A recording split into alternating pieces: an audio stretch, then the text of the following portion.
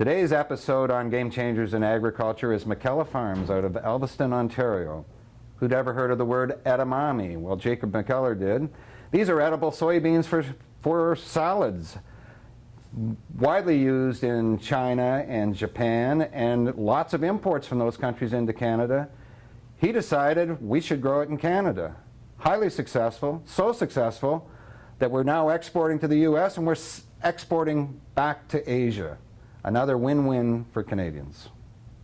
Okay, so we're here at MacKellar Farms. This is our family farm of 3 generations.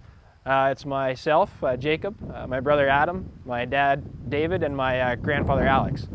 Traditionally, we've been a cash crop farm of soybeans, corn, and wheat with a focus on seed production, which is seed production for soybeans and winter wheat. So a lot of the crops we would traditionally grow, we store, process in the wintertime, and sell to other farmers in the spring.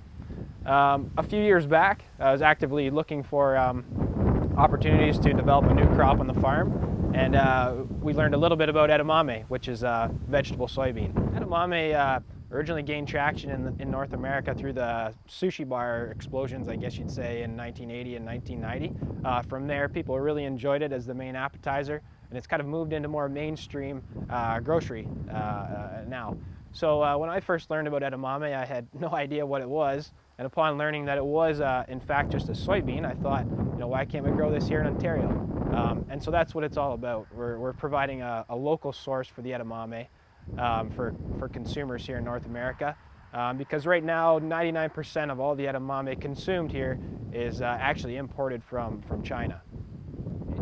So we're here right in the edamame field right now. This is one of our later maturing varieties.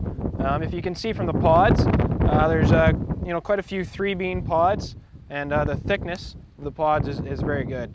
So size, thickness, and taste and color are all the main attributes of edamame that distinguish it from a regular soybean. So when harvest approaches, there's really 2 ideal days to harvest edamame for every planting day. That's when the pod is at its fullest, the sugars are at their peak, and it's just before the plant starts to slow down and dry down into seed. That's when the flavor is the best and the highest yield can be obtained. So since there's 2 ideal days to harvest edamame for each planting, when it's time to harvest, it's time to harvest. Picking in the early morning is ideal because there's no heat in the field. So we'll typically start at about 3 a.m. in the morning, get started, whether it's rain or shine, and pick right through for the rest of the day until everything is harvested in good quality. This crop does take a lot more care and attention and management than a regular soybean.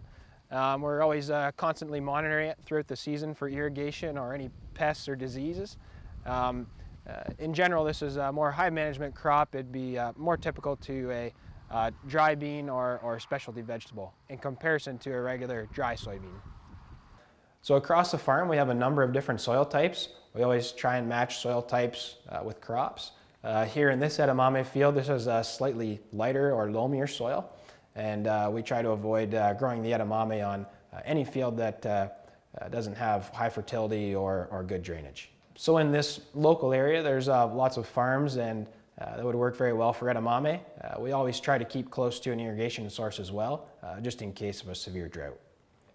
So when we first started growing this crop and experimenting with it, we really didn't know how to market it. And the easiest way to go to market with it was to actually start our own brand for the all-natural health food store market here in Canada.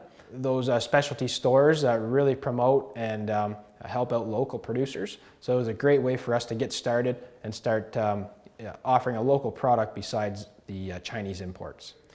So we sell about 10 to 15% of our harvested crop this way here in our MacKellar Farms brand.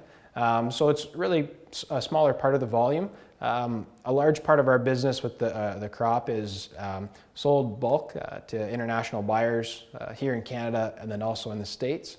And essentially those buyers would already be importing container loads of edamame from China, and they say, hey, let's purchase from a North American supplier a good quality local product.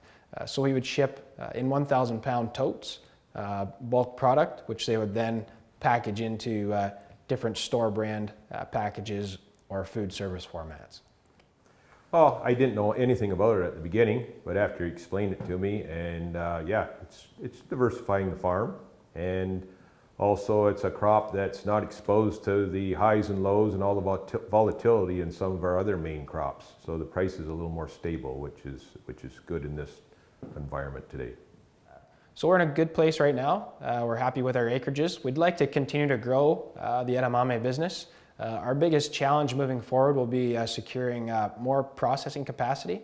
We have a great partnership with a processor now in Delhi, and we hope to continue to grow the capacity so we can produce more edamame in the future.